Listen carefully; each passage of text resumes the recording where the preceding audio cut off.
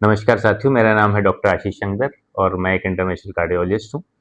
तो आज हम बात करते हैं 2 मरीज़ों की जो कि मेरे पास 3 महीने पहले आज से आए थे। उनमें से एक 70 वर्ष के पुरुष थे और एक 40 साल। तो बस दोनों में जो हार्ट अटैक था वो बड़ा हार्ट अटैक था, दोनों में जो नलियाँ थीं वो सेम नलियाँ इन्वॉल्व थीं। एलएडी ब्लॉक थी प्रॉक्सिमली 100%, तो उसको बड़ा हार्ट अटैक बोलते हैं। बस जो उनके रिज़ल्ट्स में अंतर था, वो उनके डिसीजन मेकिंग में था। जो 70 साल के पुरुष थे वो आए मेरे पास, छाती में दर्द, पसीना, साँस लेने में दिक्कत, इन सारे लक्षणों के साथ आए। जैसे ही आए हमने उनको बताया कि सर आपकी एंजियोप्लास्टी होनी चाहिए। एंजियोप्लास्टी विदिन टाइम हो गई।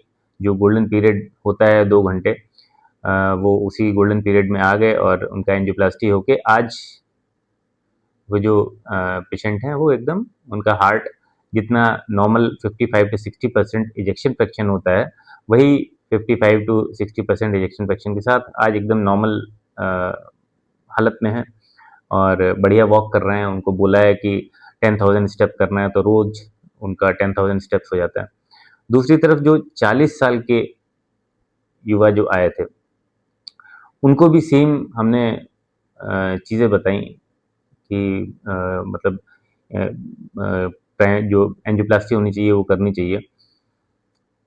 डिसीजन लेने में जो 40 साल वाले पेशेंट थे, डिसीजन लेने में तमाम लोगों से कंसल्ट करने में, सेकंड ओपिनियन लेने में जो गोल्डन आवर्स थे, वो उन्होंने गँवा दिए, बोले कि हमको कुछ कराना नहीं है, हम बाद में करा लेंगे। तो दवाइयों पे रहे और उसके बाद अब जो 3 महीने के बाद अभी एडमिट हुए, साँस फूल रही थी, इको करके देखा, इको में जो इजेक्शन फ्रैक्शन था वो 30% था और बोला कि मौसम बदला और जो साँस लेने में दिक्कत बढ़ी और जब से अटैक हुआ था तब से साँस भी फूलती जा रही थी, मतलब चाहे अगर सीढ़ियाँ चढ़ते तो साँस फूलने लगती थी। दवाइयाँ हम खा रहे हैं, लेकिन फिर भी साँस फूलती रहती है। तो ये दोनों कहानियाँ बताने का मेरा मतलब ये है कि समय महत्वपूर्ण है।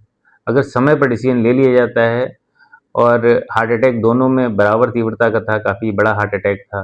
बस डिसीज़न जो लेने में अंतर था, वो इस बात का था कि समय पे डिसीज़न लिया गया। 70 साल वाले जो पुरुष थे, उन्होंने सही टाइम पे डिसीज़न लिया। कोई मन में कन्फ्यूज़न नहीं था, ट्रीटमेंट लिया और आज उनका हृदय नॉर्मल है 70 साल के होने के बावजूद।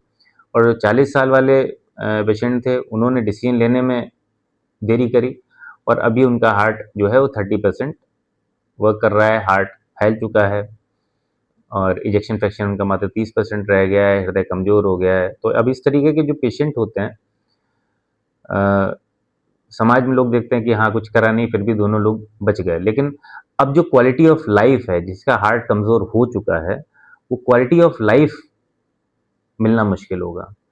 एडमिशन्स बार-बार होंगे, बार-बार हॉस्पिटल में एडमिशन होने की नौबत आ जाएगी, किसी भी तरीके के स्ट्रेस, चाहे वो शारीरिक हो, मानसिक हो या किसी बीमारी का स्ट्रेस। जब मौसम बदलने पे अगर थोड़ी बहुत बीमारी किसी को भी होती है तो अपने आप सही हो जाता है, लेकिन इस तरीके के पेशेंट फिर उनको भर्ती होना पड़ता है क्योंकि हृदय अगर कमज़ोर होता है। तो मेरा जो आज का वीडियो बनाने का एम था वो समय के महत्व को बताना था कि सही समय पे सही निर्णय आवश्यक है।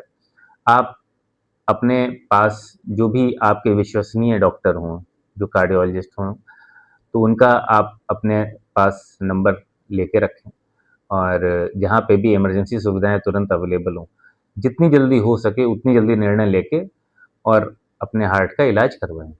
तो जिससे फ्यूचर में जो आपकी आने वाली लाइफ़ है, quantity of life as well as quality of life, क्योंकि इससे दोनों प्रभावित होते हैं। तो जो भी डिसीज़न लें सोच समझ के लें और डॉक्टर जो बताए उसके अनुरूप आप चलें।